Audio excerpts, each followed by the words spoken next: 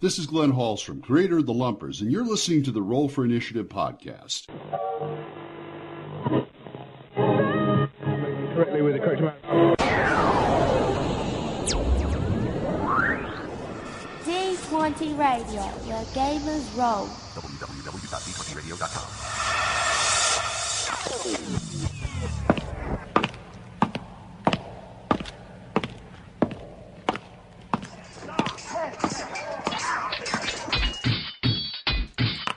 Roll for Initiative.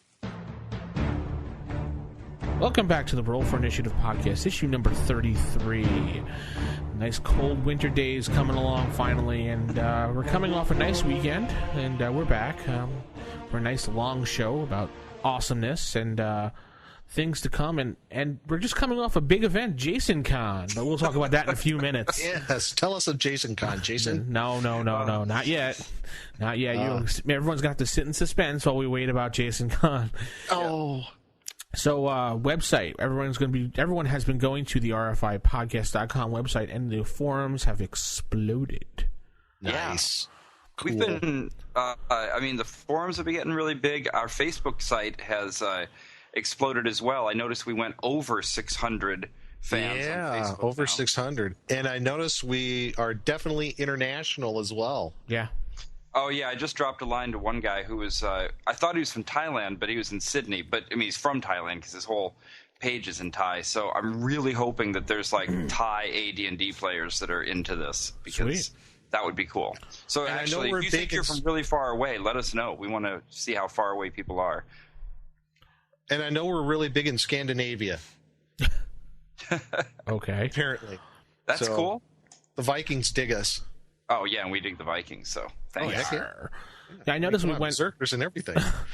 We went from 400 something, and I came to Facebook the next night, and it was over 500 in a matter of half a day. Yeah, It's been shooting up, so that's really good. What have you been doing, Jason? You been paying people to join the site, or what? Nah, we're just telling people about it. I think it was probably JasonCon that got them all excited. They're getting free stuff. Speaking about that, what happened at JasonCon? Tell us about it, Jason. Come on. All right, so a couple of weeks ago, I really planned it last minute, but I was trying to think of what I was going to do for my birthday. So I figured, why not throw a gaming convention? And it turns out that, it worked.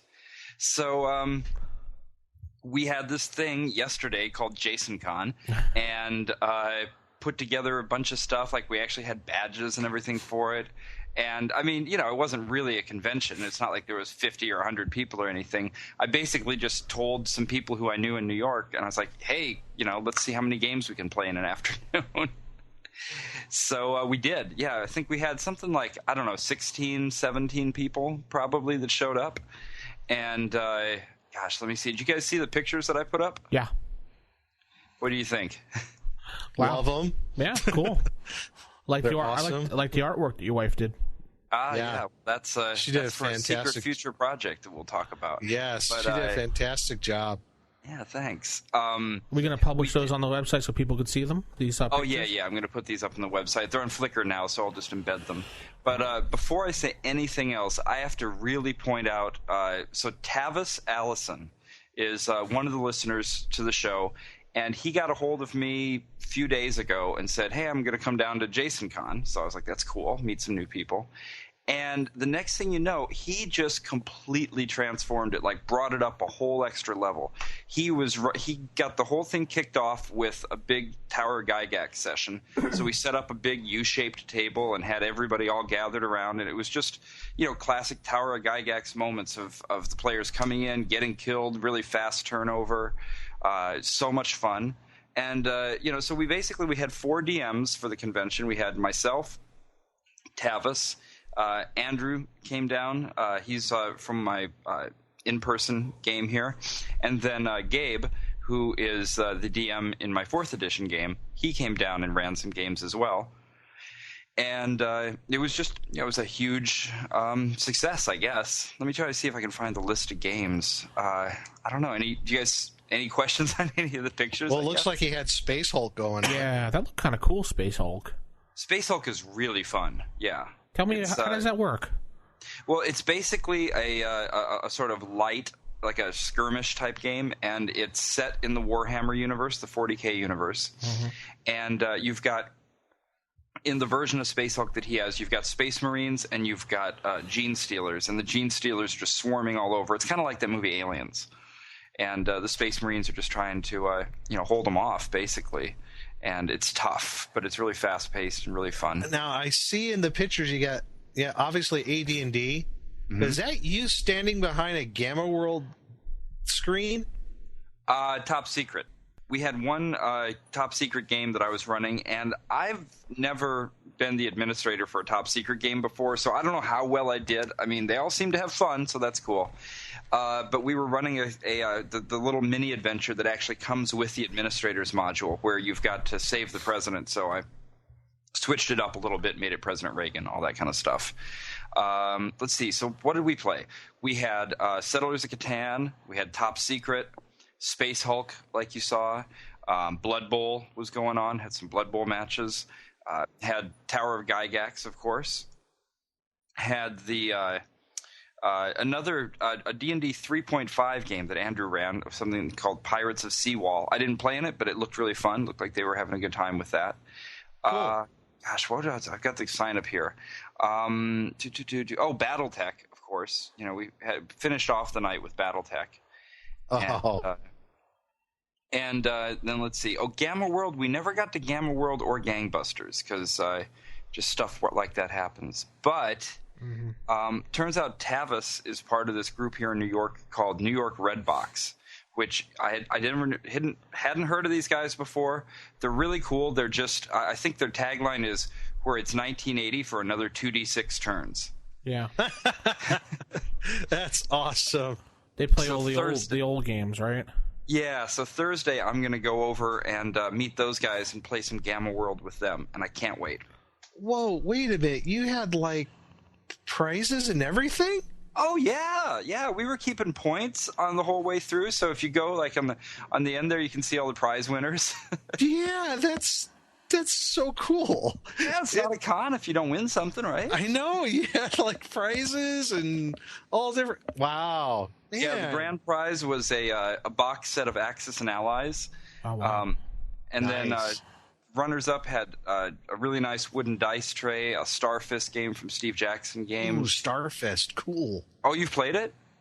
I've heard lots of good stuff about it. Yeah, I've been trying to get somebody to play it, so I was kind of glad that Gabe won that because I'm like, yeah, now we can play that. And then, other stuff like little Plush Cthulhu, deck of many things, Oh, dice. Yay, Plush Cthulhu. So, yeah, it was a really, really, it was a huge blast. I mean, everybody who came out just totally made this the best birthday ever. It was just, wow. Great DMs. Everybody, kicked in and helped out, and it was just a ton of fun. So... thanks to everybody who came to JasonCon. Will it be a JasonCon 2011? Probably not, because I think in 2011 it'll probably be Low Tech Con around the same time. So we'll have like a JasonCon game or something at Low Tech Con. Ah, okay. Yeah. Sounds like it was good. Maybe like a special invite only thing. Exactly. Yeah, we'll have something like that. Or maybe you can win tickets to have lunch with Jason. Oh, gee. Yeah, that's not much of a prize. Anyway, awesome. I'm glad we had a good time. Glad you had a fun birthday. Did you get a lot of gifts and everything, too, as well? Oh, yeah, good stuff. Especially the best of all was that Hanai made a shirt for me that I had no idea she was making a JasonCon shirt. So in one of the pictures, you can see the back of it where she did this pixel art of a D20 and put Dungeon Master across the back. Nice. Yeah, so it was really cool stuff. Cool. Awesome. All right, cool. So we know what Jason did this weekend. Yes. Nick, what did you do? Well, we had our monthly game session yesterday, and it was a blast. We just barrels of laughs the whole time. Gosh, let's see. Went up against a red dragon. Ooh. And, well, we had someone did a called shot to the eye. Oh. And critted it. How do you handle a called shot? Because I never do that. I'd love to know how. Well, we're playing Hackmaster, so there's a whole. Okay, how does Hackmaster handle a called shot? Generally, depending on the size of the creature and what It generally depends on the size of the creature, and there's a negative to hit. Yeah. So like a called shot to a high to like to the eye for a gargantuan creature is like a -10 or a -11 to hit. But they did it. It gets better. He critted. Jeez, that's amazing. If you do a cold shot, and you roll a natural 19 or natural 20, it's a crit. So he rolled a 19 right there on the die, critted the thing in the eye, and knocked it unconscious. So we're like, yep, let's coup de grace this puppy. It wasn't a very old dragon. It was like a young adult. You've never used crit rules, Jason, like that, or called shot rules? I mean, not called shot, not in AD&D, just because I had never stopped to kind of figure out a good way to do it. So I've always just said, you know what, everything's happening too fast and furious for you to do that, and nobody seems to mind. People don't bring it up a lot, so. There's like a real quick chart I can maybe show you sometime. Send it over if it's a good one. Let's put it up on the site. Yeah, it's a really good chart. It's off the one of the screens there. So. The game, but it was great. This hilarity ensued last night. Lots of just too funny stuff I can't mention on the podcast because I want to keep this at least PG. Well, why don't you go put up a campaign journal on Epic Words and let us all find out. You know what? That's funny you mentioned that because this is the game I'm playing in, but we're going to be starting the other campaign probably next month. Next month we're going to do our we're going to have an actual roll session of where we're rolling up the characters. So we're going to spend a couple hours prior to Jeff's game, which is the one I'm playing in right now. We're going to roll up characters for this new campaign that I'm going to run. So nice. So yeah, and once we start with basically day one of the character generation, I'm going to put that up there at the website on. Oh gosh, why am I brain farting here? Up at RFIpodcast.com. There, and well, not just ours, but I'm talking about we just had him on the show. Dead Game Society?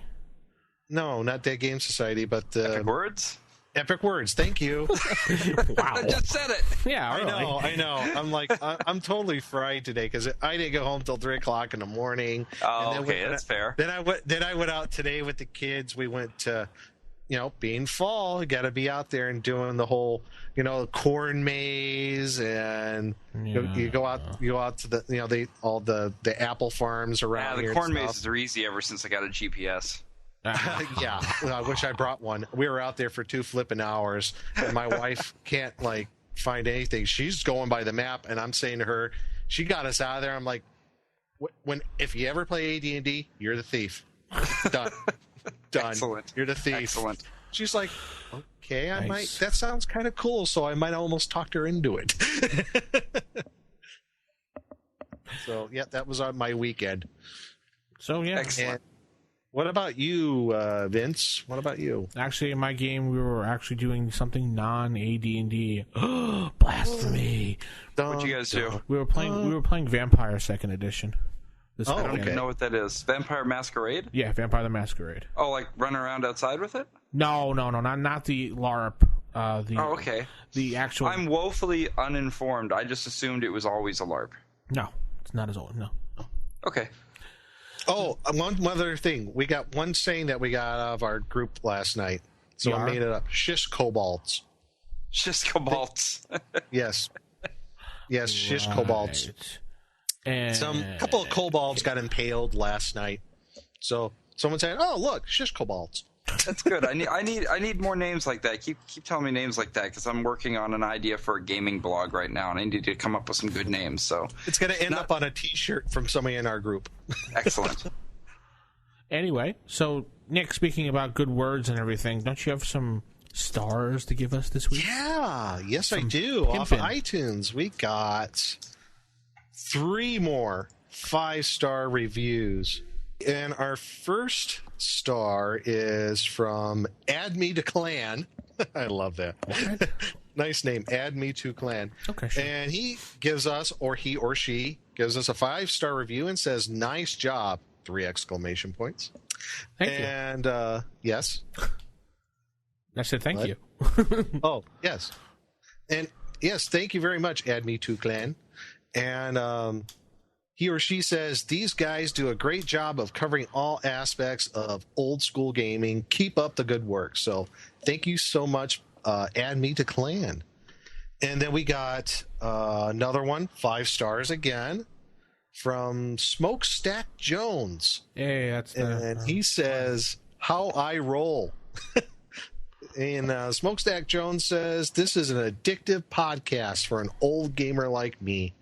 I love listening to the banter between those three, and the current episode is great. We need these guys to stay put and keep churning them out like sausages.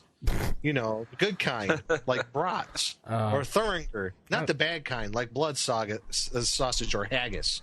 I don't know. He said that? Those are his words? Yeah. Yes. That's hilarious. I don't know. Yeah, so Smokestack Jones, I'm with you, man. I've had haggis. It stinks. So... Well, now that's going to get some negative feedback right away, and I'm going to be the first. That's good stuff. All right, let's keep going. All right. Okay, it's for all our Scottish listeners. Okay. That's okay. It's cool. I'm just partial to brats. I'm in Northeast Ohio. It's a thing. Yeah. And our last one we got in is from RS Bad, 5 stars again. It says, wonderful podcast. And he says, this is a wonderful podcast for all the people that love old school gaming, plus those that play the new editions to see where the game came from and how it should be played. The creature feature is the best part of the episodes. Peachy Keen. Peachy Keen. I like that. Yeah, Peachy Keen. So thanks, RS Bad. Thank you, everyone, for their 5 stars. Rate us on iTunes, whatever stars you want, and we'll read it. As you've heard in the past, so 1 star, 3 star, 5 star. In fact, Jason encourages less than 5 stars sometimes. Yes, be honest. Just be honest. Yes, be honest. Critique us. Just give us an honest 5 stars. Yeah, and give us good feedback. Don't just say this stinks and leave it at that. I hate that Nick guy. No. Yeah, he makes up too many funny voices. I don't understand what's going on. As a matter of effect. And last thing on the announcement news, RFI Podcast staff will be going to Icons in April 2011, which is a big sci-fi gaming event in New York. So if you want to check out that website, icons.com, I believe it is, we'll be there on a panel. We'll be doing a live broadcasting from there.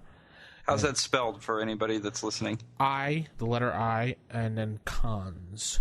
I believe. So C-O-N-S. Yeah. I-C-O-N-S. Yeah. So like, just making sure it wasn't a K.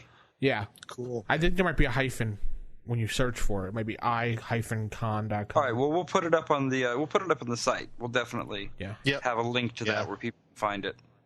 Definitely. And I think that's going to end the introduction. We'll head into Sage Advice. Sage Advice.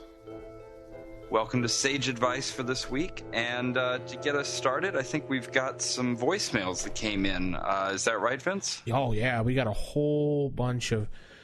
Oh, and just for correction, it is iconssf.org, Madison. Oh, iconsf.org. One S. Yeah, S. So ICONSF. Is that like icon science fiction, I guess? Yeah. Okay. Anyway, so it's called Icon, and so it's iconsf.org. Excellent. Yes. Are we settled on that now? Good looking site. Yeah, isn't it? All right.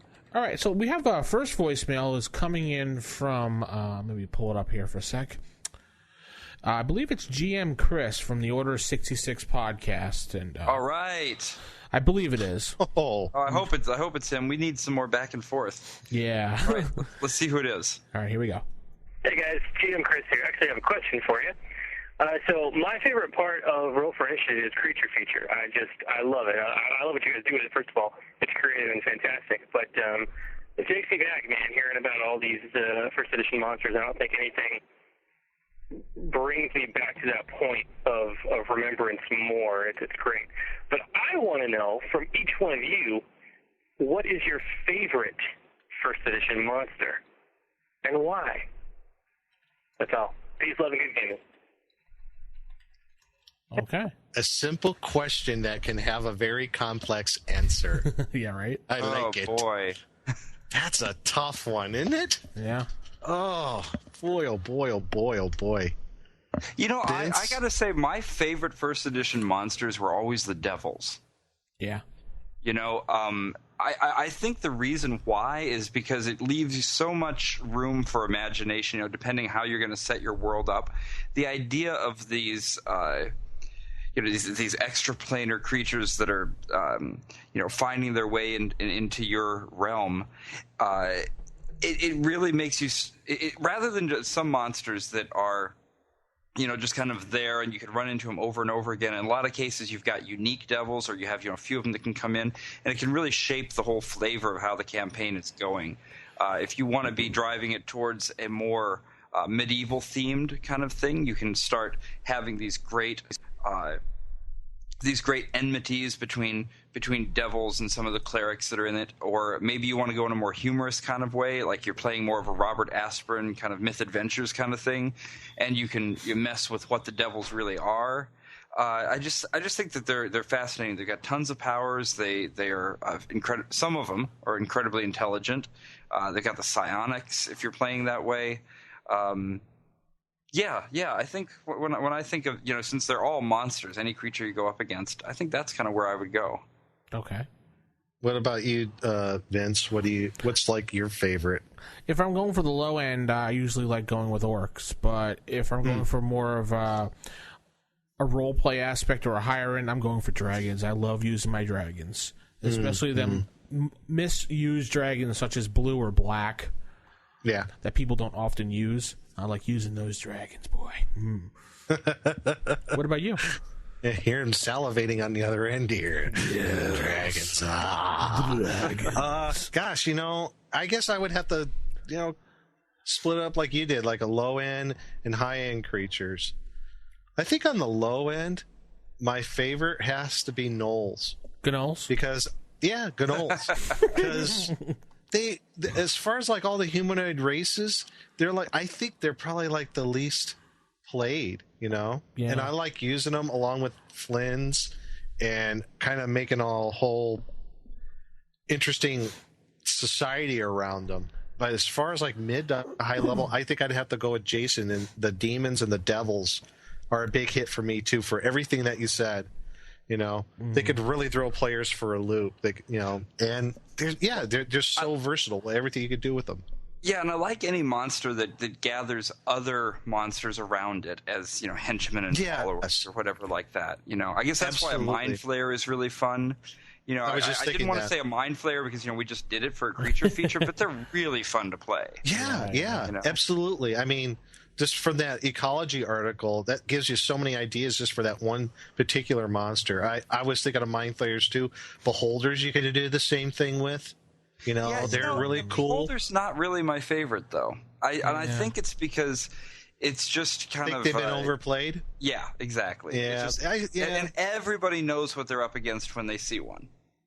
Yeah, that's true. You know? So that kind of takes a little bit of out of there. Although, you know, we could go on forever about this, but some of my other favorite monsters are the ones that drop down on you and that surprise you, catch you unawares. Oh, like trappers and trappers.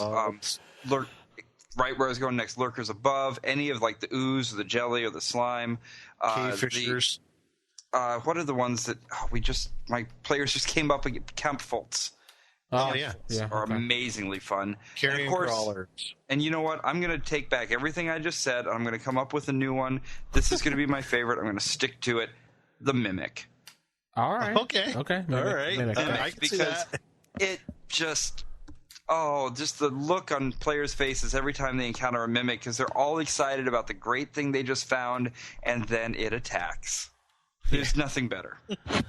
All right, cool. Well, thanks, Chris, for that awesome question, and we have some varied answers here, and we could probably go on forever and ever, but you know how it is doing a podcast. We can't do that.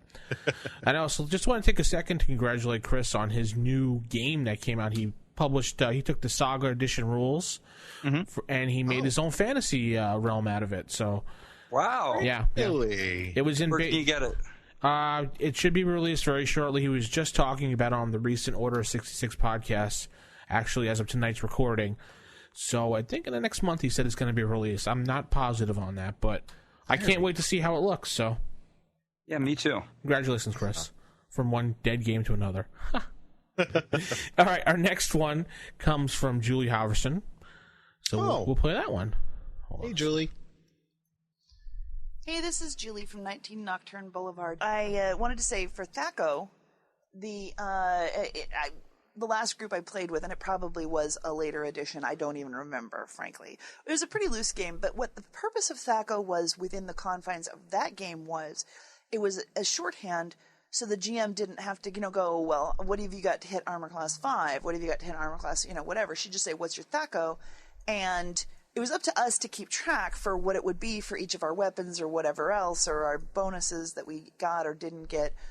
So, if she said, what's your THAC0? And you're like, well, I'm hitting with my broadsword, so it's a blah, blah, blah, or, all the different, it was a fairly high-powered Magic campaign, so there was a lot of variation depending on who was wearing whose underwear on what day. But, yeah, it was a Munchkin campaign. It was totally. But that way, she didn't give us any indication of what armor class we were up against. She just would find, she'd just double check that as it came up, what we were fighting with. So, it served the opposite purpose of what your concern was, which was, letting people know too much. In fact, it let us know little. We knew what we could do, but we didn't know what anything else could. Anyway, I wanted to also talk about convention games because you were bringing that up. Oh, before I do that, though, more on fighting. What I do, and now, as I said when I was on the show, and I hope to be on the show again sometime, hint, hint, hint, I haven't run a lot of D&D, but a lot of GMing stuff carries over no matter what. When I'm running games, one reason I like to run less familiar games is that people can't debate me on the rules or the monsters or blah, blah, blah, whatever. But one of the things I like to do is if we're doing roll to hit, et cetera, rather than tell them you hit, you didn't hit, especially in the case of a near miss where it could be, I'm hitting on a 15, but I'm not hitting on a 15, but I'm hitting on a 17, like was said. I'll describe it instead. And and that way they're not real sure. It's like, you hit, but your sword glances right off. You're not sure if you did any damage, or you see the bullet go into its skin, but it just seems to absorb it, and so they don't know if they're doing damage. They don't know. Sometimes I'll even have them roll damage dice and not actually count it, just so that it's really blurry where it is, or I'll just say, okay, if they roll more than blah on damage dice, then maybe they did a little bit of glancing damage because they hit the wall behind it and, stone chips smacked it in the back of the head. I'm very, very loose that way because for me, it's really all in the storytelling. Okay, on to convention games. I haven't actually got all the way through the episode. I might have to send you another recording after that, but, voicemail sucks. But anyway, I've done a lot of convention games, and I'll tell you, unless you're demoing the system for rolling characters, never, ever, ever have people roll characters on site. Now, if you're specifically demoing the system, that's a whole different ballgame. But there is way too much time involved with that. If you've got a time slot that's only, X amount of time, then you don't want to spend half of it passing the books around so everybody can make characters. Hand around the characters. One thing that I would also suggest, especially, is assume that you're going to have at least one player who doesn't know the game system. There are always people at conventions who want to learn a new game system, and no matter how ubiquitous you think D&D is, especially if you're dealing with an older rule system than the one commonly in parlance at the moment, you assume that you're going to have somebody who doesn't know and make sure that you've got stuff handy for them. Something that tells them, that explains what their abilities are, something, so that they're not always going, well, what was dexterity again? Just a cheat sheet, something they can refer to so that they can look it up and they don't take time away from the group, but they don't have to have the books. Something where it's just like, here's all the things you can do. And that's, also when you do hand things around, find out who is experienced and who isn't. And don't give the inexperienced character inexperienced player the more difficult characters. Don't give the inexperienced player the paladin. Don't give the inexperienced player the magic user who's got spells that they have to understand how to use. I mean, give the inexperienced player the rogue, thief, whatever. I mean, depending on your game system, and I play way too many game systems. See, that's one of the advantages I have with playing modern games is, like, everyone can play a firefighter. Nobody has to know what kind of skills a firefighter is going to have. Nobody has to know what kind of skills a photographer is going to have. It's like, okay, you got a camera. Duh, you know how to take pictures. So but you know, for any game where you're going to have magic, any game, just make up a cheat sheet that has the descriptions of all the wizard spells right there so that they don't have to look up everything every time they want to see how it works. Even for an experienced player, it's still a good idea to have that on hand. Because you want to minimize book passing. You want to minimize book time in a convention game. Also, one reason to keep in the time slot rather than plan a story that runs over is that if most conventions are divided up by time slot, depending on the convention, it's 1 hour, 2 hour, 4 hour is the ones I've usually come across. And if you run over, then you're going to lose players because they're going to have booked in another game for the next time slot. So you don't want to keep them from going to the game that they have scheduled to go to next. It's better to wind up early. When you're planning something, especially for a combat-heavy scenario, combat-heavy system, you want to keep the combat to like 1. You want to have one big combat at the end. Keep an eye on your clock and make sure you wrap up the combat. Whether it would technically wrap up because of the die rolling or not, wrap it up satisfactorily and on time. Give them time to loot. That's the happy part. But make sure that they've got time to finish that fight before they have to leave. Okay, bye-bye. All right, cool. Thanks, Julie, for that nice segment you sent in about your opinions and your thoughts. You all right, Nick? Yeah, I'm fine. She's great. I love Julie. She's awesome. Well, you know, she likes to say what's on her mind, so, I mean... I know! She gave us what... Julie, we'll have you back on the show. I swear it. Right. But no, that was great stuff. I mean, there's a lot of good stuff in there. I mean... And she's just, like, bubbling over with personality. What are you going to do? You know, she's great. Okay, so we'll move on to our next one. This is from Glenn. He sent in his email asking us a question, and it's directed towards Jason. Okay. So here you go. Hi, DM Vince, DM Jason, and DM Nick. This is Glenn Hallstrom, a.k.a. Smokestack Jones. And I was wondering, I was looking through my big box of Judges Guild supplements, which I collect. Ooh. And I was wondering if you could talk about third-party modules and supplements for the first edition game. I know Jason's a big Rolaids fan, and I thought it'd be interesting to hear about what's out there, a little bit about these companies, how you use them, if you use them in your games. I know, Vince, you don't, but it might be an interesting topic anyway. And I'd really like to hear more about what you have to say about it. Thanks. Love the show, and I'll keep listening. Cool. Thanks, Glenn. Wow. All right, so that's actually a good topic for a segment sometime in the future, but not too bad as some of my stuff I haven't brought home from the con yet, but I happen to have a couple in front of me right now. One that I just bought at Gen Con and I haven't actually taken out of the original wrapping yet. I'm not sure when I'm going to do that, but it's a Rolaids one called Sword Thrust, which just looked really impressive.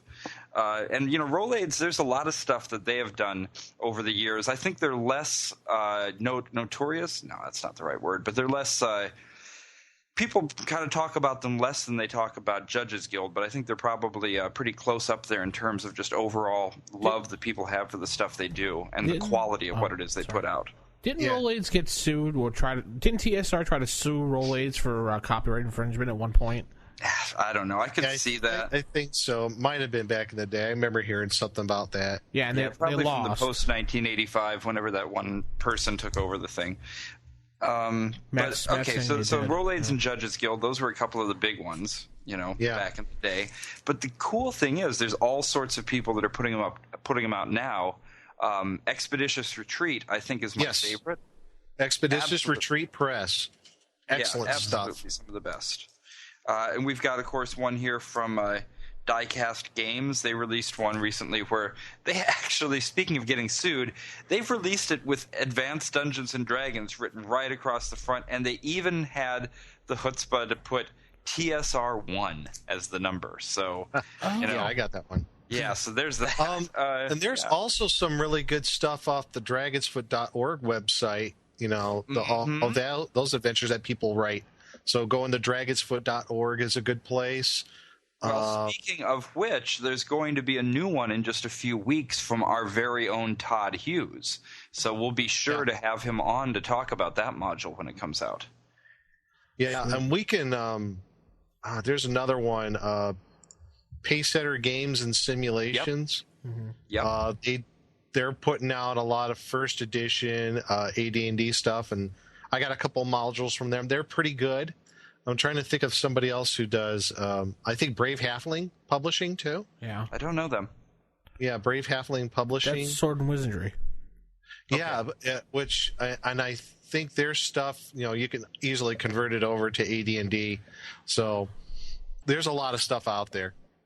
Okay, cool. Yeah, I think these things are amazing. What's amazing is that people are constantly writing new ones. I don't know what the scene, so to speak, is like for other game systems, whether we're talking about other editions or completely different games. But just in my unscientific anecdotal observation, it seems like old school AD&D has got the most healthy amount of new stuff coming out all the time for it. So I agree. It seems like the abundance is advanced D&D, but yeah, you can always convert stuff over from if it was written for basic or something like that. I mean, for sure. I think most of the stuff. People converted Keep on the Borderlands to use an AD&D. So I mean, hey. Well, they're easy. Yeah, they're easily compatible. Yeah, one of my favorite things. This is not a module. It's actually a lot of people put out supplemental campaign material. Like cities and things like that, nations, continents, whatever. And one that I always wanted to get a copy of was Judges Guild City State of the World Emperor. And either of you guys ever see that? No. Can't say I heard of that one. Huge, amazing. It's this one city state that's been just fleshed out in unbelievable detail. And the maps are beautiful. The book itself is huge. It's like about an 80-page book around this one city state. And I'd wanted it for ages. I saw it go up on eBay. Somebody in the UK had it. It went for a huge amount of money. I mean, hundreds of dollars, I think. I don't. Maybe I'm wrong. Maybe it wasn't that much. All I know is it was so much money that I just sat there going, I want this, but there's no way I can bid on that. And then Colin from Dead Game Society saw my note to that effect, and he said, "You know what? I've got that. You can have it." He said, "I'm going to give this to you if you promise to run it at cons in the future. Run it as a Dead Game Society game." So he sent it to me. It's what? Yeah, that's amazing. It's like in brand new condition, and so I'll be running it at GaryCon because it's just amazing. So Judges Guild, I still think is they hold the medal. I just remembered another place that you can go look. If you go to Drive-Thru RPG. Yeah. Oh yeah, PDFs. They actually have a subgenre under fantasy, which is old school / classics, and they have a whole bunch of PDFs of relatively current stuff.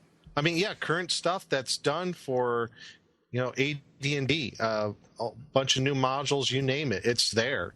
Yeah. So there's a lot of good PDFs there. So it's a good place to start, I think. Basically, you could write your own module for AD&D as long as you use the open gaming license and you use Ascending Armor class. And you can design your own module. Wait a second. You have to use Ascending Armor class in order to do it? Yeah. Why is that? That's just part of the open gaming license. You have to put the OGL. Just write your stuff and don't worry about it. Just don't use any words like Beholder or Mind Flayer or whatever they've got. Or Githyank or something like that. Yeah, just take a look in the OGL. It tells you which Monsters are considered, proprietary. Ooh, don't ever say this word kind of stuff. So just avoid those. Don't use trademark logos, and just do it the way you want to do it, and forget the OGL. Well, you put the ascending armor class in parentheses next to the descending that we use. No way. Wouldn't do it. I wouldn't do it. I'm not gonna. If I was putting something out, I would not spend my time trying to make Wizards of the Coast happy that we put the right kind of armor class in so that they're trademarked. No, forget them. No. Okay. Okay. But of course, I say this as our producer right now. That's a legal issue I'm not going to get into, so I really don't know. Hey, if Diecast Games is going to go around putting the words Advanced Dungeons and Dragons and TSR on the front of things, then I think I can safely say, go ahead and do your Descending Armor. Diecast Games had to change their module, by the way. So that. Oh, did they? Did they get sued? They didn't get sued. They got the cease and desist. That's why that module's no longer. Oh, they did? Yeah, I believe so. That's why it's now I better not take this out of the plastic then, huh? Yeah, I think Jason, we have like an icon piece that'll never be seen again. I got that one too, so it's a collector's item. Sweet. Yeah, I believe they got told to change their logo and everything. Yeah, and so Matt, our producer, sent a little bit of info here on the Mayfair Games lawsuit. I'm not going to read the whole thing right now, but it says here that TSR has sued Mayfair Games, blah, blah, blah, because of copyright infringement, trademark infringement, unfair competition, etc. And this was in 1993, so that was definitely at a low point for TSR. I mean, 93 was really not the time that you wanted to be involved with anything TSR was doing. They were pretty much out of business by then. Yeah, so it sounds like it was one of those kind of things that a failing, bunch of lawyers tried to sue somebody for. So, oh well, Mayfair Games is amazing, and look who's around now. Mayfair Games. TSR is still around. It's just called Wizard of the Coast. Yeah. Well, anyways. It's a whole so thing. Glenn, there you go. There's some awesome places that we like all those modules. Yes, third-party publishers. All right. Plenty of them out there. We have one voicemail left.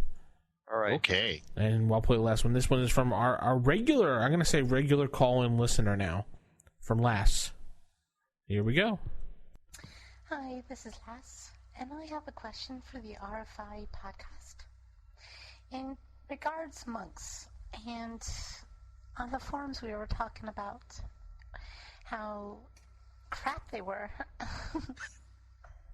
But then something came up that maybe has changed my mind. It regards the monk's ability to avoid non-magical missiles and perhaps other attacks. The player's handbook reads, non-magical missiles, arrows, bolts, bullets, thrown, etc., which would normally hit can be dodged or knocked aside if the monk is able to make his or her saving throw against petrification for each such potential hit.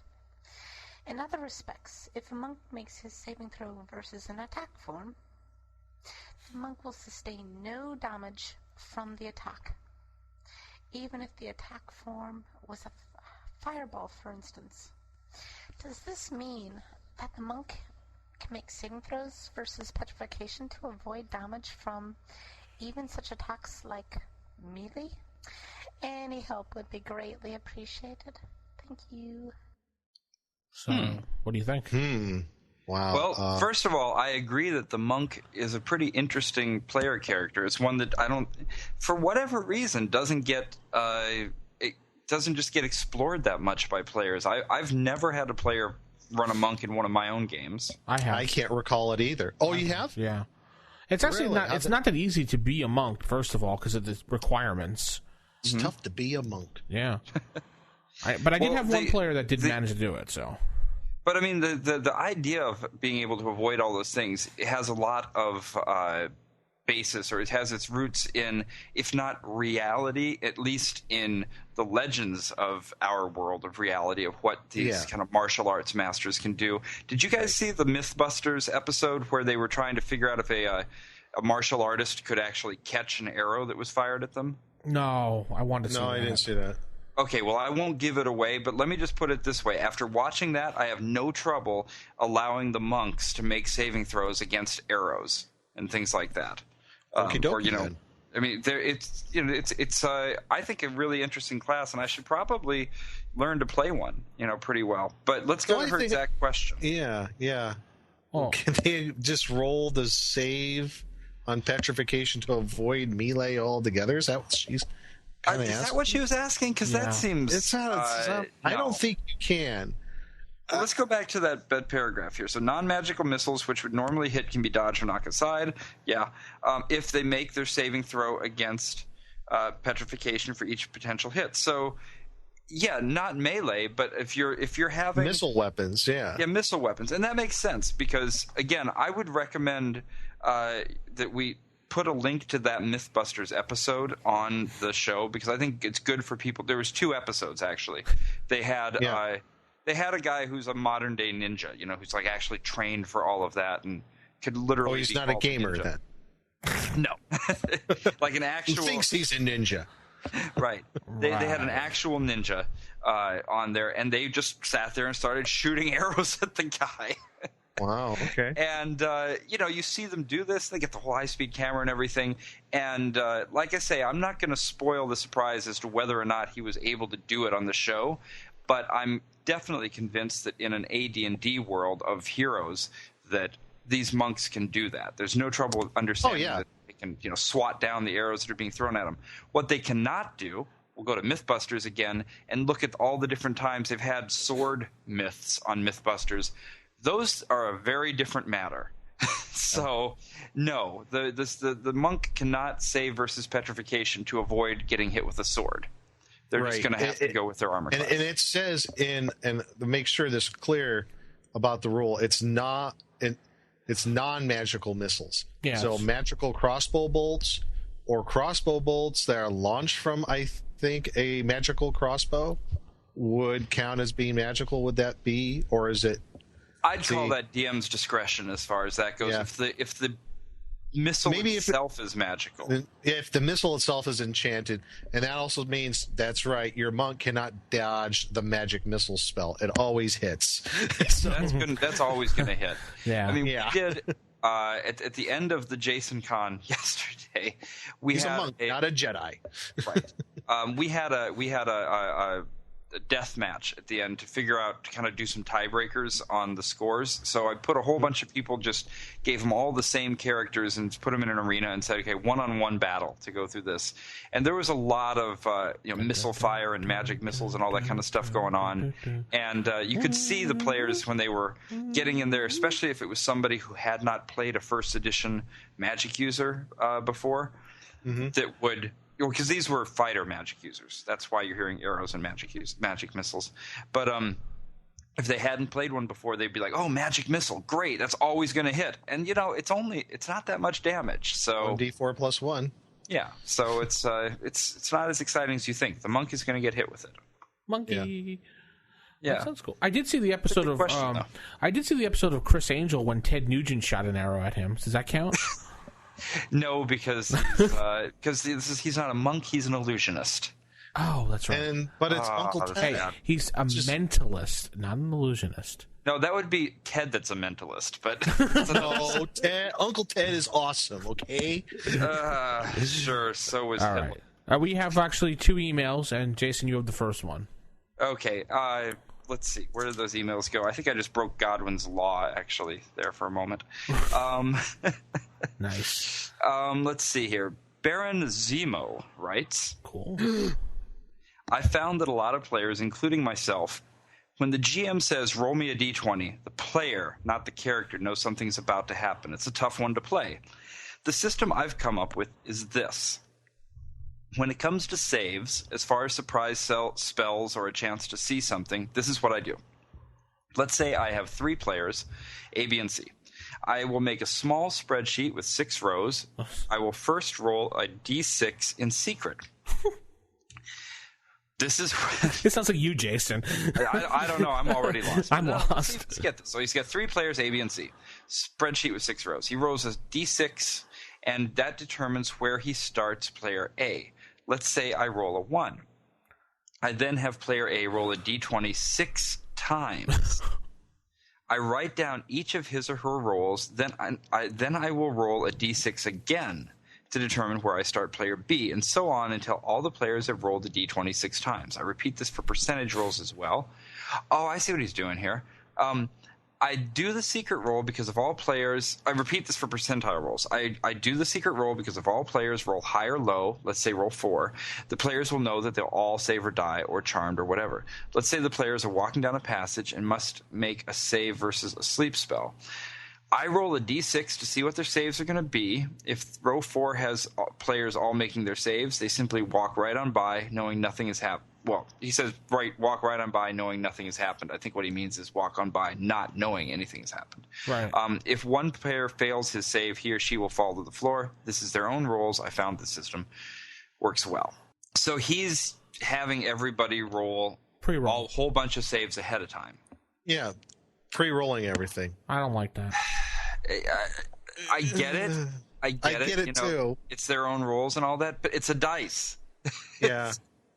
But, people like it to seems roll. like a lot more work than what it's actually. I mean, if it works for Baron Zemo, okay, who am I to argue with Baron Zemo? I mean, Marvel's universe villain. Hey, don't come and destroy my house. I was wondering if anybody caught that. I didn't catch it, but then again, Comic-Con was here this weekend, and I didn't even go, so I don't know any of this stuff. Yeah, Baron Zemo, he's like, anyway. Yeah, that's a different show. I don't know. That's just too much for me. I just trust my players that when I tell them to make the roll, they know the difference between player knowledge and character knowledge. So, that's just how it is. I also use the roll me a d20 sometimes just to mess with them. Yeah, I do that too a lot. Oh, yeah, I've done that. Yeah, that's awesome. Get them paranoid. Yeah, I mean, what you could do, you could take that method that he's got and just take it to extremes and have a whole set of pre-rolled randomized numbers, and you just follow down the chart looking for them. Maybe that's what the DM did in the Jack Chick track. No, wait, they just said he died. No, Blackleaf was dead. Doesn't matter. But I like the inventiveness of it. What I like is the fact that what Baron Zemo came across here was, I don't want to get the players paranoid by telling them to, not paranoid. I don't want them knowing something that they. Yeah, I mean, we do want the. Don't.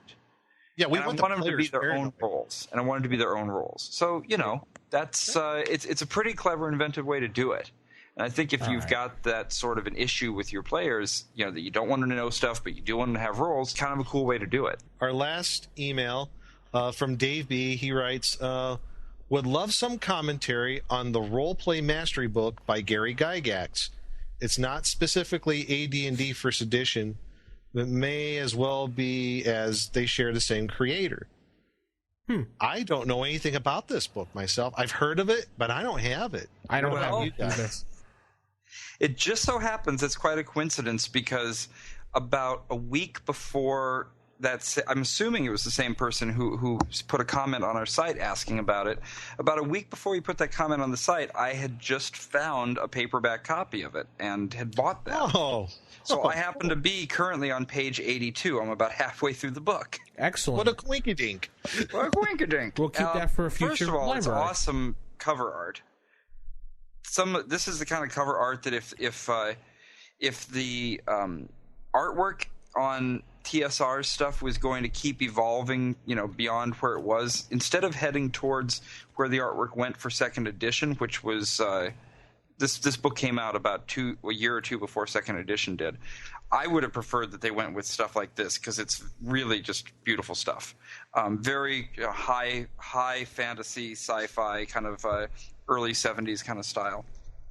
But so the book is really good because it is not specific to D&D. It's about being a better role-playing gamer in general, and it's aimed at everybody from beginners to experts, people who've been doing it for a long time.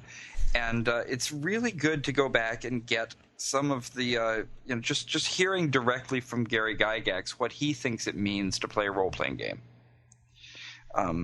Some of the sections in here, it starts out with kind of a little bit of background, talks about Tiny or Little Wars, H.G. Wells' thing and how gaming evolved. Then he has two chapters, the Master Player and the Master GM. And then it gets into all these great things, how to be in a good group, how to have a good time with other people. One of the quotes, I've started adding little quotes to the bottom of the RFI website, just kind of randomly pulling like Gary Gygax and Dave Arness and others. And one of the quotes, I can't find it in here at this exact moment, but he basically has a moment where he says, if as a DM, if you are your job is to have a system, a game that makes sense, that goes on, and importantly, that everybody's having fun with. And he just kind of points out, sometimes you need to cheat. You need to fudge a roll one way or another to make sure that it actually turns out the way it should for your players. And I like that. He gets into things like tactical mastery, how to design your own game, all this stuff. It's written in high Gygaxian prose. Yay! You know what I mean by that, right? Mm-hmm. But it's a really enjoyable read. It's pretty quick. It's about 170 pages or so. Just the appendix themselves are great. If you just go into Appendix D, where he has a list of all of the role-playing games that were currently available in 1987, just to kind of go through that list is a lot of fun. So he wrote this role-playing mastery. He also wrote another one called Master of the Game, which is aimed directly at game masters specifically. They're both the Master of the Game is a little bit harder to find. I'm looking on Amazon right now, and they start at $30 for a copy of that. But still, I mean, it's not so bad. Might be totally worth picking up. Absolutely worth picking up. And like I said, I mean, the artwork alone is just beautiful on these things, and it's great to sit down and read just Gary Gygax talking one-on-one to you about how to role play. I love it. Awesome. Well, cool. Thanks for all the emails and everything. If you want to send in a voicemail, and we want to try to keep it at a minute, 206-279-3272. Nick, be quiet. Again, that is I'm not saying anything. 206-279-3272. I actually set the voicemail up to make sure you only do a minute now, so... And Jason's voicemail, Google, if you go on the site, you click it, you input your phone number, it calls you right away at your phone, so be prepared to talk. And you can just babble on with that one, but please keep it under, like, a minute or two. Or you can send us an MP3 directly to rfistaff@gmail.com, or you can voice your opinion directly to Jason himself at rfipodcast.com. Yeah. I got too many things to say. Yes. Flame war on Jason. Go. As the emails flood in now. I think we'll move over into table manners since we've exhausted everything else. Typical. Of all the evil creatures in the world, I had to find one with table manners. What, are you kidding me? I spent years cultivating the worst table manners on the planet. Table manners. Okay, this week on Table Manners, because I think we had a couple of requests on this on Magic users and how to play Magic users. Yeah. How they could be useful. What do you do when your spells run out? A whole bunch of sorts of things. Just how to be a good spell slinging wizard. So throw rocks. There. End of story. Throw rocks. Magic missile. I attacked the darkness. All right, Nick, I'm disconnecting you for referencing. Hey. Okay. The threat is always there. I don't know. I put some pretty good thought in this. I'm not.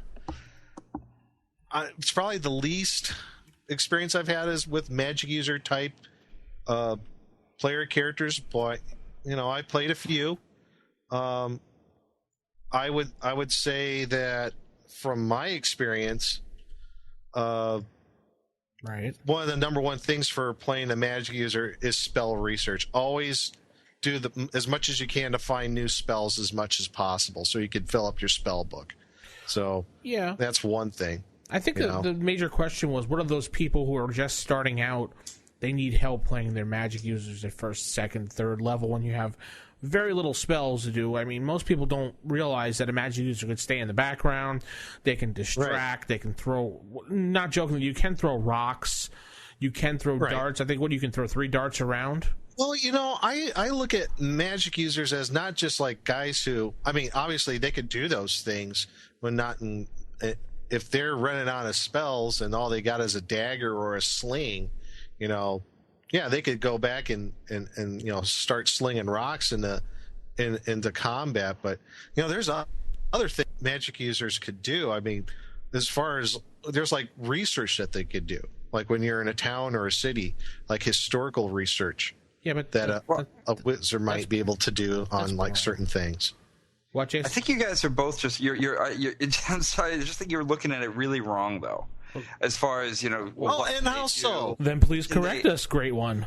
Can they throw a dagger? Can they throw a rock? This is, I think, one of the toughest things for somebody when they're first coming into first edition, is realizing that the point of the dungeon or the adventuring party as they're going through these things isn't always to say what are we going to fight and how does everybody take their role in a fight, and you've got the point and you've got the left and you're the defender and you stand in the middle and you shoot the spells from over here and let's get the tactics going, because the magic user is not a combat tool. That was the point I was trying to make. Yeah. There's other things that they it's do. Not just about, the thing is that as you're going down in here, the magic user is this font of knowledge, like you're saying. He's doing the research and all that type of stuff. But right. I think that a good adventure should be, if you're going through Tower of Gygax and you're just trying to, hit, and you're having a great time with that, that's fine. But in the larger campaign, the magic user is one of the most, I think, the most demanding of a good role player. Because if you want to play a magic user, I think the first thing you want to do is decide what are you basing your idea of a wizard or a magic user on. Mm-hmm. And what I mean by that is if you look to fiction, look to literature, are you thinking of somebody like, one of Jack Vance's books? Are you thinking of somebody like, The Face in the Frost, like John Bellairs with his sort of absent-minded professor type of magic users that are more like bookish academics than they are anything else, and when they actually get out in the world, it's almost comical to see them trying to deal with things. Yeah. Are you a Gandalf type? Are you what is it that makes a magician to you? And once you've decided that's I think the most important thing to do first if you're going to play a magic user. Well, yeah, that's what I was trying to get at, is just beyond a guy that's lobbing spells. I mean, like I was saying, is but that goes totally against what you said the last time when I was saying different types of clerics. You said that's not the way to go. Well, they're not clerics. Yeah, but not you, the magic user you want to play. So when you pick the type of magic user you want to play, I'm not talking about what's the role of this character as a game piece on the board. When I hear people say battle cleric or whatever, it sounds to me like they're getting ready to play a board game and they need to assign some attributes. It works great in Blood Bowl, but this is AD&D. Yeah, but they're saying the same thing too. We are Gandalf. I don't think there's any right or wrong way to play that way, though. Well, what I'm saying is that you want to think about how do you role play, not is my magic user going to be a lover or a fighter kind of thing. But I'm saying, how do you role play in the sense of like when you create this magic user, what gives him the reason for choosing certain spells? Why does he prefer to deal with things that require a lot of preparation, and he doesn't really want to spend his time, flinging off a spell really quickly because he'd rather do great things and send the others out with it? Sure. Or that's kind of like more on personal taste, though, on what the player wants. Totally personal taste. Yeah, absolutely. That's the same thing as saying a battle cleric or a healing cleric or whatever, a mix. It's the same exact thing. I don't see it as being the same thing at all, because it's about saying it's not about saying what role am I going to play when the combat starts. It's about saying what am I going to be like as a magic user? Why am I studying magic in the first place? What do I care about?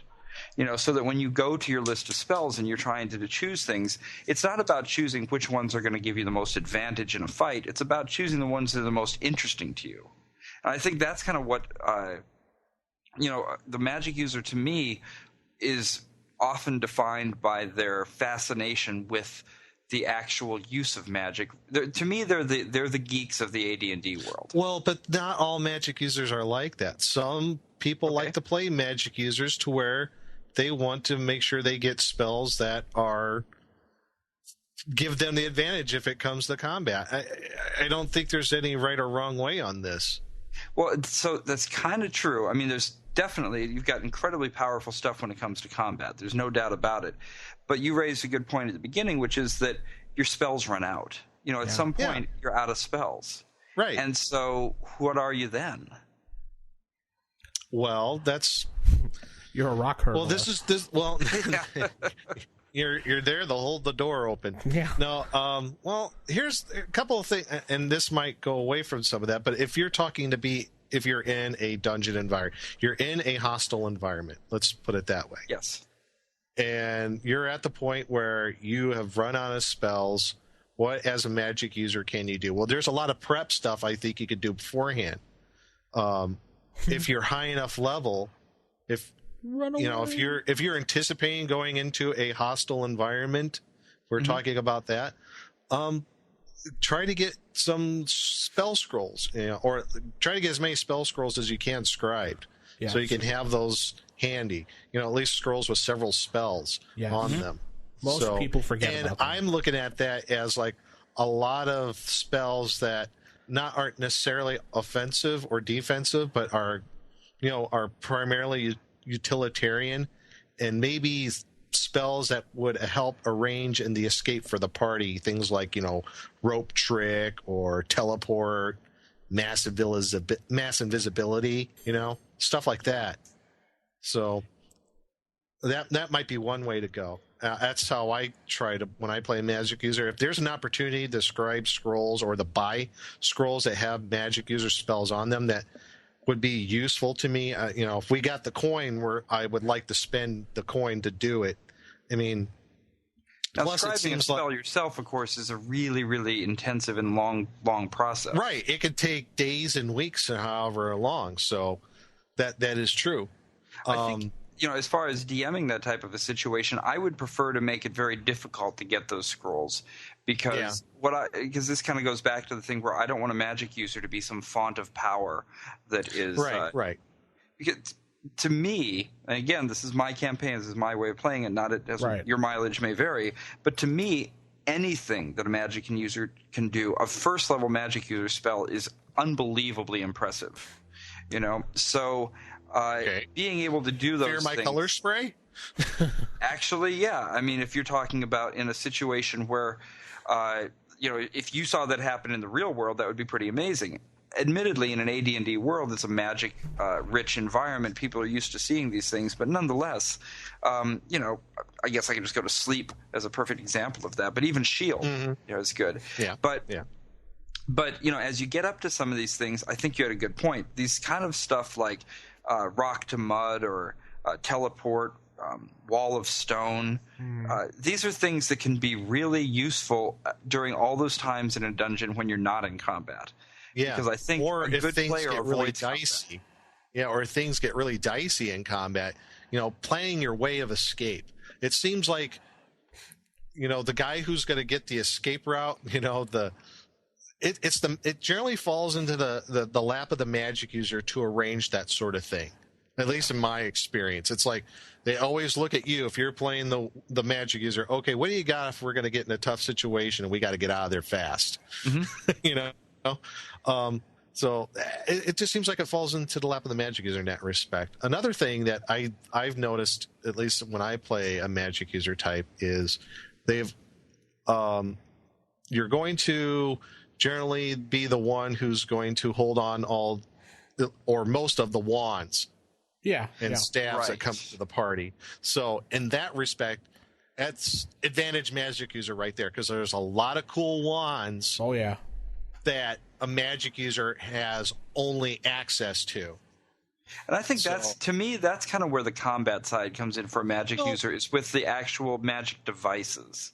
Yes, and it can, but there's still other magic devices that are not combat related but are extremely handy. One that comes into point, crystal ball. Who else can use a crystal ball than a magic user? Came in great a few years ago when we had our characters going into the Against the Giant series of modules. They had to find the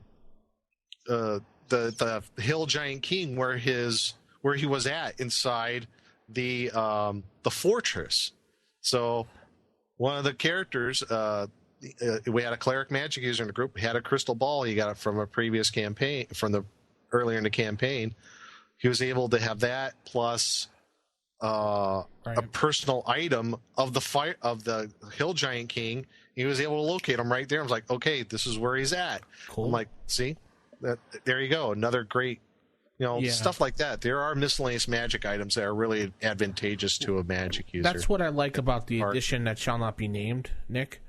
Yeah. Is that they do implement like magical items for the magic user, or I should say at that point it'd be wizard. Like the wands or the orbs, you can use those and it adds like some type of bonus to your accuracy, or that is one of the only one of the things I like about the edition that shall not be named. You'll hear nothing else from me about it. So I mean there's a lot of other things that you could do with magic users. Like I was saying, if you're in the town or city, you got to do research for something beyond just magic, but finding information out like on the lair of some lich or something like that. I mean, that's I think where a magic user would come in handy to find that sort of information out. Right. Yeah. I mean, anytime you, like you say, anytime you're in, you are in the adventure, you're going to run into things that have to be read. I mean, just being able to read something magical is important as it goes. There you go, and there you go. Another thing a magic user can do. Yeah. And I don't just necessarily mean like read magic the spell, but just being able to understand some of the arcane things that are going on. Right. Or recite. I said magical symbols and sigils and things. Exactly. Right. Yeah, and also identifying monsters too. I always wish there was some sort of I don't know, ability or skill like a Pokedex. Well, no, like what Jason's talking about. Magic users, for the most part, are studious people. They study constantly, if not about magic, but about the world around them. They study They're about just all these different. by everything. Yeah, because one thing, if magic users, when they're studying magic, they got to know where a lot of these spell components come from, and some of them do come from monsters, I'm sure. So that's the other thing. Yeah, the spell components, that's a big deal. Yeah, I think that's one of my favorite things about Magic in the AD&D, at least the first edition AD&D world, is the spell components. Yes. Because it adds a whole other dimension to making sure that you've got the right things with you and that you keep them safe, and how are you going to go find the things that you need. It's where you find a lot of the humor too. Is when you just look at what they choose. Yeah, it wasn't until like in the past few years I noticed some of the little puns about some of the spell components listed, and you kind of get a little chortle to yourself. But one of my favorites. Yeah, there was in Order of the Stick. At one point, they'd gotten into town, and everybody was going around, getting the stuff they needed in town. So Varsuvius, their magic user, had to go and get some spell components and went into the shop. And you see somebody coming out and saying, "Hey, this is great. I got 500 gold pieces worth of rubies for only 200 gold pieces. What a deal!" And the other one's like, "Yeah, but the spell calls for 500 gold pieces worth. Go back and buy more." Yeah. So one thing, but the thing I want to make sure we touch on. Yeah. Spell casting during combat is very, very difficult. Yeah. And that's why when we mentioned, the magic items rather than the magic spells, that's why I think of magic items as being preferable for combat. Because spells, a lot of these take casting time that's pretty significant, and even if they don't, you cannot be doing anything but concentrating on the spell. You can't even lie prone. Right. So unless you've got a good wall of defense around you, of fighters and such to keep the baddies away from you, there's a good chance that magic user's precious spell just isn't even going to go off. Yeah, or it might, if he doesn't have the time, or if he gets hit, that spell might go fizzle. Jostled, if he even gets jostled. Yeah. If you bump his arm, it's ruined. Right. What I was thinking about, and what kind of been one thing about me, I was talking about the monsters. I always wish that there was some sort of mechanism for monster identification, which something would be like unique to maybe to a cleric or a magic user. It's not a bad idea. You could, create a spell. I mean, the Dungeon Master's Guide gives you guidelines for researching new spells. I think you should or maybe a skill or something like that. One thing I think I talked about it before. There's no skill, and I think I got the idea from somebody else from Dragonsfoot. They actually used the percentage, the list percentage of how rare the creature is, how you can identify the monster. And I think that would be something like a magic user or even maybe a cleric, if you would use it for that. You could use that percentage roll if the magic user can identify that monster for the party, and maybe he might know something about it, Well, I had one player in a campaign who was actually took the initiative to start carrying around a book, and she was writing down things about each monster as they killed it. I don't mean the player was, I mean the character was, and trying to build sort of a book of knowledge about that. Yeah, a grimoire about all these monsters. That's cool. I don't see any reason you couldn't do that. Yeah, I can't see it either. That'd be really cool. I'm just wondering, sometimes when you have characters go up against a monster they've never seen before, you don't want to tell them exactly what it is. You just kind of want to describe it. That's how I usually do it. Yeah. And no one in the party knows what the heck it is, but maybe the magic user might, because they're studious guys. They read about all this stuff. You might have a chance of their role in that, because magic users are already carrying around one book. Yeah. Who's to say they haven't studied about monsters in the past when they went to magic user school and learning about where they could get the best spell components from various monsters. So anyway, do you want to know what the great Joe DM does? Yes, please. Enlighten us. Yes, the great Joe DM starts at a 10% at first level for a chance for a magic user to know any creature, mythological creature or whatever out there that he's not encountered. And then if you've encountered it before but just don't remember, he'll give you another percentage based on that added to it. But that's generally how he did it. Because he figures that a magic user reading all the books and studying, they had to have come across something at some point. That's pretty good. Yeah. That's almost like I was talking about, the rarity thing. Yeah, that's a pretty good idea. Yeah, that's the great because that's something I might implement in my next campaign when I do it. Dun, dun. So anybody else got anything on this? Any other ideas? I guess to me, like the kind of final word I'd have to say about it is that I expect to see a magic user as somebody who's very bookish. They've got to carry around these spell books, which also is a big thing as far as when you're DMing a high-level magic user. If that high-level magic user claims to have access to all of his or her spells on an adventure throughout, the first thing I'd say is, where are you carrying all of these books? Because that's a lot of spell books. My bag of holding, of course. Well, that would work. Now that, and as long as they've made something for that. But you're talking about a traveling scholar who is either, whether happily or unhappily, has ended up in the adventuring life, and that's where your whole kind of role playing of things can come in. But you're talking about somebody who is not there to be a melee type.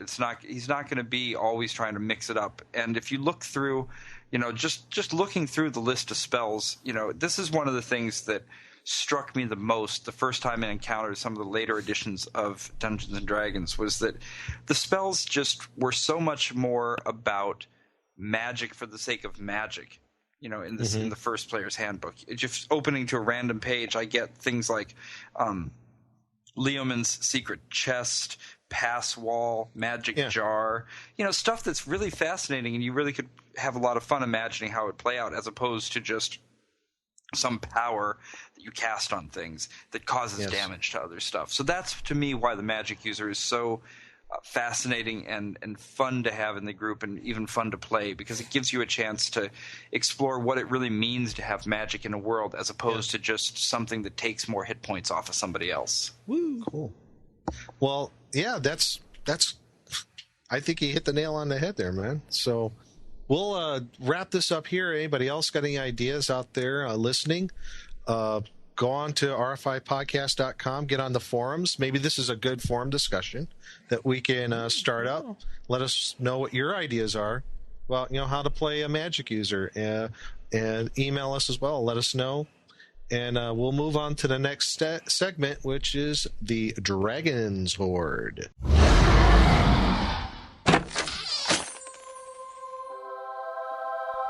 The Dragon's Horde. This week for the Dragon's Horde, we have got a listener submission, which is pretty cool. Yay! Let's see, this comes from Losha. I think I'm pronouncing that right, I hope. Yes. And sent by email. These are called left-handed dagger boots. Cool. And I'll read the description here as submitted. These mid-calf high boots are suitable for either male or female wearing as they are magical. They will adjust to an appropriate size of the nearest non-evilly aligned left-handed person. So right off the bat, there's something interesting. You have to decide, have you figured out whether your characters are left or right-handed? Left or right-handed. Yeah, I like that. Yeah. And I basically, I'll finish this in a second, but what I took from Top Secret was you just say whatever the actual player is and go with that. So if you've got an actual left-handed player in your group, there you go. I'm a lefty. So you'd get these. I know, that's awesome. I make my players declare it when they make up their character. Either left-handed that works too. I make them say left-handed or right-handed. That's good. I don't really make them do that, so I should start doing that. They have a dagger hilt built into the outer side of the left boot. This will hold a stiletto or normal dagger. A dirk would be too thick. I don't know what a dirk is. Do you guys know? Large, like a smaller than a short sword, but bigger than a dagger.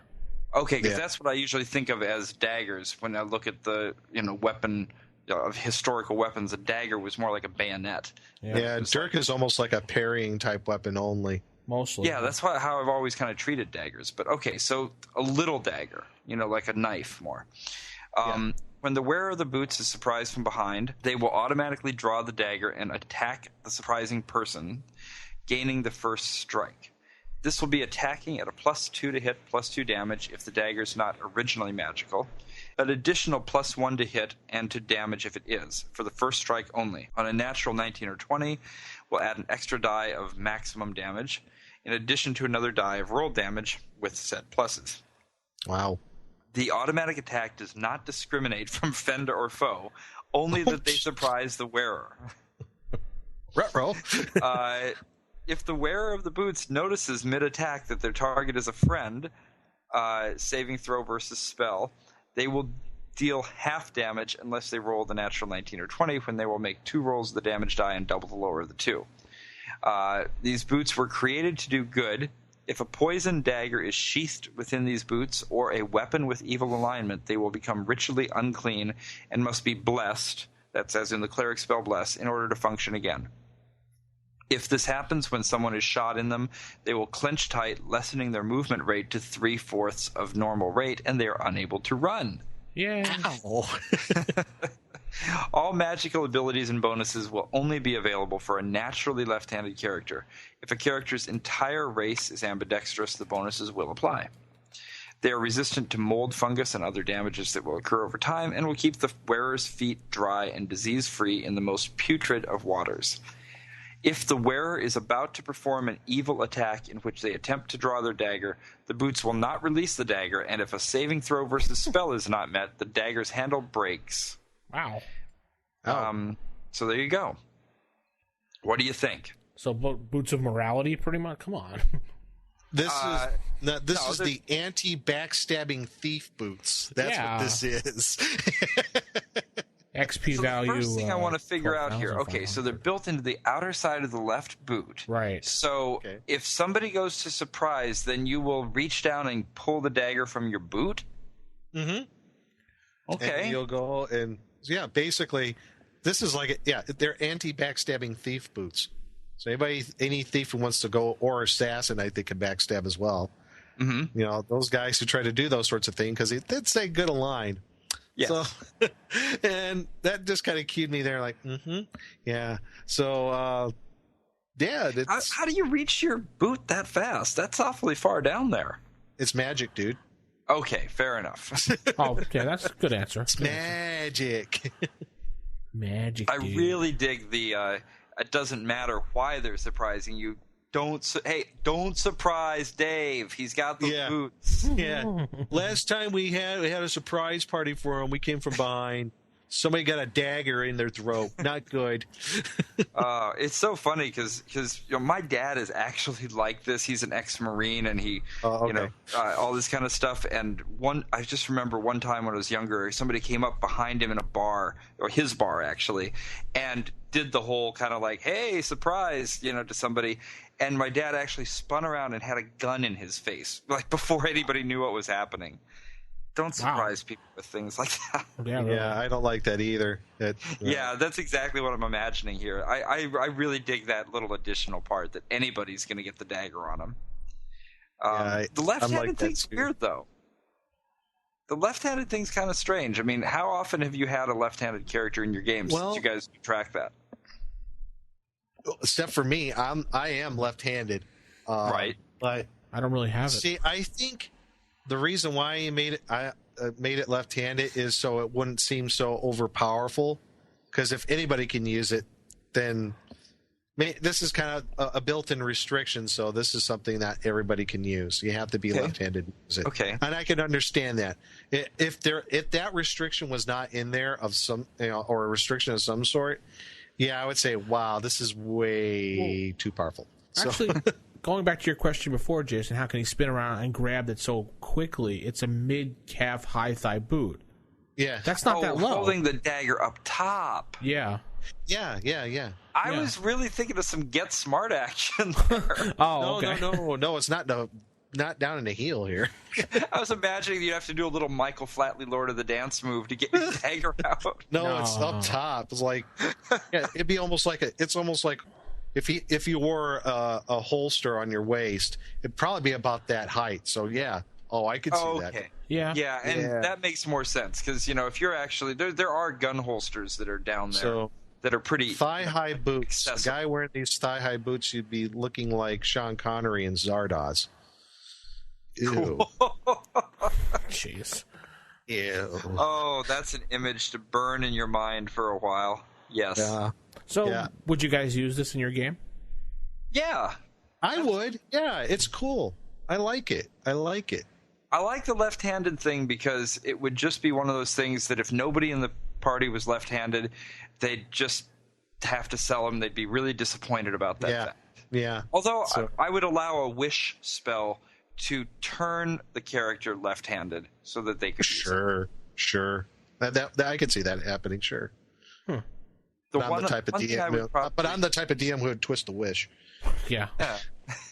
Well, I mean, they'd probably wish to be able to use them, and then they were thinking they'd like it to be usable by a right-handed character, and then they'd get turned left-handed, and all of the things, all the swords and everything they had made for themselves as a righty would now be not as good because they'd have to, learn all over again and that sort of thing. Actually, that'd be kind of good if your character wished to become left-handed. Maybe you'd make them gain their weapon proficiencies again. Mm-hmm. Ooh. Not a bad idea. That's kind of cool. Very evil. Cool magic item. I would use it though. The only thing is, I don't do the rule that says magical items automatically change size to fit the wearer. As far as different races go, I mean, if it's a human that needs to wear something made for another human, that's fine. But that's part of the way that I keep humans as the preferable class or race in my campaign is to say, well, you might have created a gnome illusionist, but he can't wear any of the stuff that he finds most of the time because it wasn't made for gnomes. The only thing I don't like about this magic item is I think the XP value is too high. 12,500. 12,500. That's more than, it's more than a rod of resurrection and more than a staff of power. I'd probably lower that. You're right. I would say maybe half that. Yeah, that's probably true. Cool. So, I encourage more people to write in and give us magical items like this, because I would love to start like a whole repository for magical items or something. Oh, for sure. Please, people send them in. We appreciate RFIstaff@gmail.com and or Jason at RFIpodcast.com. Sure. Hey, why not, right? Why not? It's an email address. For Jason. All right, cool. Send us your stuff. We'll talk about it, and we'll head into the end.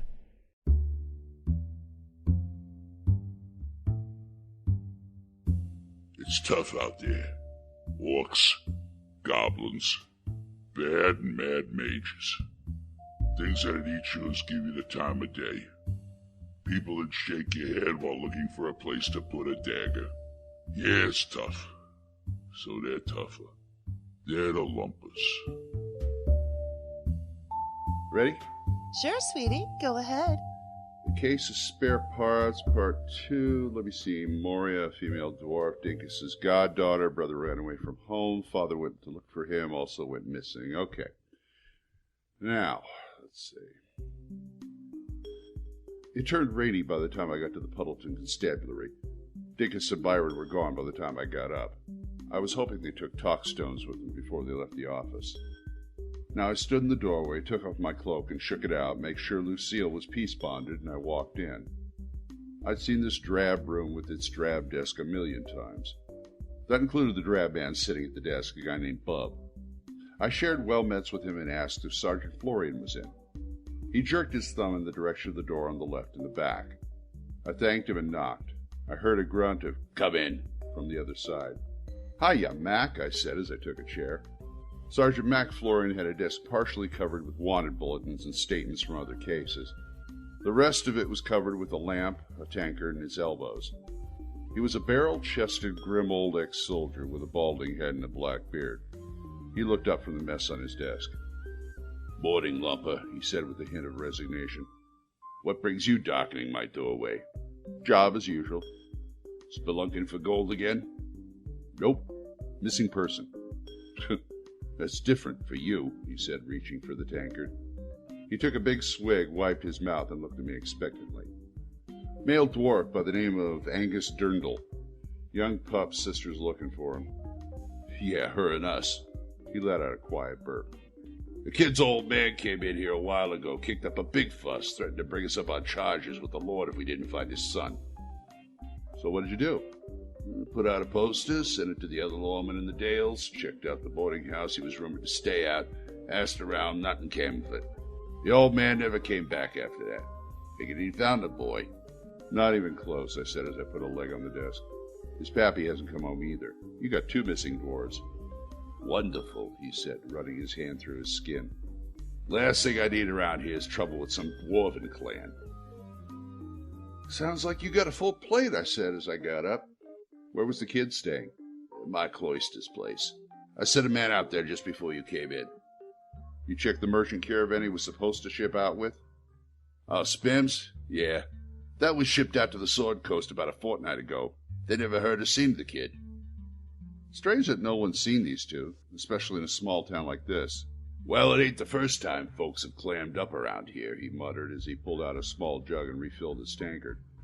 "House of Spin pulled some weight around here." "Yeah. Well, I got some legwork." "Hey, you ain't gonna start any trouble over this, are you?" "Only if it finds me, or my partners." "You let me in if you find anything?" "Of course," I blurted as I headed to the door. "I'm surprised you haven't found 100 dwarves right here in this room with that swill you're drinking." He gave me a big grin. "Get out of here, lumper." So I walked out with a smirk on my face. After I got outside, I pulled out a talkstone and tapped it. "Byron Craddock." "Craddock?" came the voice out of the stone. "Hey, it's LoJack. You see Dink today?" "No, he left before I awoke." "Any word at the guild?" "According to the steward on duty, the caravan shipped out to Daggerford and Waterdeep about 14 days ago and has since returned. A small-time mage named Carrion was the one who took the job. According to their records, he's still in Daggerford at this time." "Any records on him?" "Not much. Their filing system is in a bit of a mess right now. It seems that they're still recovering from a fire that went through the place a few days ago. I'll let you know if I find anything." "Well, don't be too long on it. I need you to go over to Ma Cloister's boarding house and ask about the boy. Max sent a guy over there, but most of those young guys don't know what they ask. Turn on the charm and see what you find out." I heard an audible sigh. "Yes. Anything else?" he asked rather pointedly. "Yes," I answered also pointedly. "After that, meet me over at the Spim warehouse." "Very well. I suppose I could grab a meat pie somewhere as I haven't eaten breakfast." "You do that. LoJack out." I tossed the stone in my pouch, adjusted my belt, and headed for the local alehouse. Lunch sounded like a good idea. I met Byron at the entrance to the side street to Spim's. As we walked, we compared notes. Mrs. Cloyster seemed more than happy to share information that she'd already gave to the constable. And a little more, Byron said. I figured. She's partial to elves. He coughed and continued. She does remember a male dwarf matching the description, but he went by the name of Digger Danford, our original. He stayed 2 nights and then abruptly left the 3rd morning. At least that's what she assumed happened. Look, either he left or he didn't. Which one? Byron stopped. That's the unusual thing. He left without taking his things. No backpack, traveling gear, nothing. His bed hadn't been slept in, and he was nowhere to be found. Did you check his stuff? No, the constable took them to the station. I checked the room for magical residue and got a faint awe of some kind of alteration magic. Teleportation, I said, scratching my head. Quite possibly. I also, he said with a twinkle in his eye, managed to, charm something out of Mrs. Cloyster. He opened his pouch and took out a small charm. It was half a heart, made of silver on a chain. This was Angus's? I asked. Yes, and I'll wager that Moray has the other half. I gave him a quizzical look. Siblings? Well, I suppose so, Byron stuttered, a bit thrown off at the implication. After all, these could be a token of a family bond of love. I suppose, I said as I pocketed the token and started heading to Spim's. Anyway, that's all I got out before I heard a big ruckus down the street coming from the warehouse. Byron and I looked at each other and raced to the entrance. We opened the door to a large open warehouse partially filled with boxes, barrels, and other things. A table with papers and a bell, an office in the back, and a man being flung out of said office. We also heard a familiar voice. We raced to the doorway. We found what looked like a dispatcher's office, but all we really noticed was Dinkus on top of a large orc's chest, threatening him with his hammer. I know they've been here. Now you're going to tell me what I need to know. The orc turned his head to see us there. Please, get him off me! Before I could say a word, Byron had Dinkus in a hold spell. Then we lifted him off the orc, set him on the floor, and helped the somewhat stunned humanoid to his feet. I'm so sorry about this, I blurted as I helped him up. He's a bit on edge right now. On edge? He yelled. He damn near knocked my head off with that thing. Byron took the spell off Dink, and, with a stern look from both of us, he sat in the corner chair and brooded. Byron cast a cantrip which straightened his clothes and sat him down. There, no harm done, the elf uttered. Now, we came here for information, Mr. Brown. Jubilation Brown, he said as he caught his breath. He was portly for an orc, and simply but well-dressed in a shirt with rolled-up sleeves, a waistcoat, and a stringy tie. He glared at us. I already told the constable all I know. We don't have a record of any Angus Durndal. I know, I said as I sat. We're just wondering if we could talk to... We heard another crash outside the office in the back, followed by a monstrous roar. A worker ran in, breathless. Mr. Brown, someone dispelled the giant. He's tearing this place apart. Mr. Brown opened a cabinet, pulled out a warhammer, and ran toward the back of the warehouse. We followed him, weapons drawn. 2 missing dwarves, a charm, now a rampaging giant. This keeps getting better. Music for this episode was by Kevin MacLeod of Incompetech.com. Voices heard in this episode were Glenn Hallstrom and Julie Hoverson. Tune in next time for another episode of The Lumpers.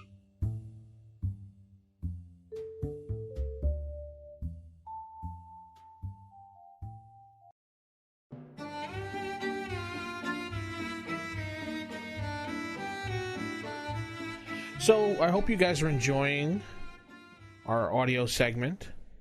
The Lumpers. The Lumpers. I love these guys. Loving it. We appreciate all the hard work Glenn is doing with those. Yeah. But, I guess that's going to put a wrap on the show tonight, guys. Okay, it's been a great week. Yeah. Really good. I guess we'll see everybody in 2 weeks, huh? Yeah. He's got this thing going on, Jason. Was it? Anniversary. Yeah, happy anniversary. Thank you. Yeah, we're going away. Congratulations. Thank you. Yeah, so there'll be no RFI podcast this upcoming week, but when we do come back, it'll be the Halloween special. Oh, yeah. Ooh, so scary. We haven't actually worked the whole thing out, so I think we ought to ask our listeners to tell us some things they'd like to see on a Halloween special. Submit some ideas. Yeah, things that we've been talking about is, Nick, you were going to do something on Cthulhu.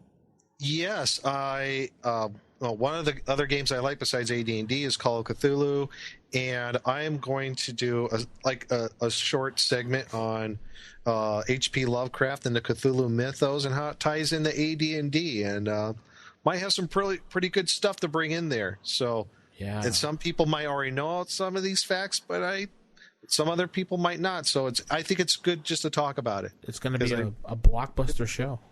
And there was a module in Dragon Magazine one Halloween. I don't remember what year, but it was an adventure that was for kids, and it was like a haunted house kind of situation for kids. And what I really remember about it is that the next month somebody had written into Dragon, and he was just so upset that they had put that in there. He didn't feel that it was properly serious enough, and that it was, all these other kind of things. And I think we should take a look at that, because it was actually really fun. And I know a lot of people actually play with their kids now, and it might be a cool thing for people to go back and check out. It is a very Halloween-themed sort of issue, so maybe we should check that out too. Well, yeah. I definitely know it wouldn't be Halloween without talking about vampires. Oh, yes. I think we should tackle the big bad himself. That's great, because I love Robert Pattinson. He's dreamy. No, Jason. Maybe a little bit about the werewolves as well. Yes, we'll talk about werewolves. That's right. And we'll talk about the very evil vampire. Now, the vampire. I think we should all cut out the bad accent and drink you like a high-seas food drink box. Maybe we should tackle on the Halloween episode. We'll talk a little bit about Strahd. Excellent. Something we haven't talked about yet. All right, so listeners, let us know what you want to hear. Yes, Jason, definitely put up a topic for that so we can get some feedback. Yeah, that's good. A good point. We'll put it in the forums. So go over to rfipodcast.com and look for the forums in the main navigation, and go there and talk about it. Yes, we agree. So I concur. Yes, I concur with that statement there. Keep it original, keep it old school, and good night, everybody. Night, everyone. Bye.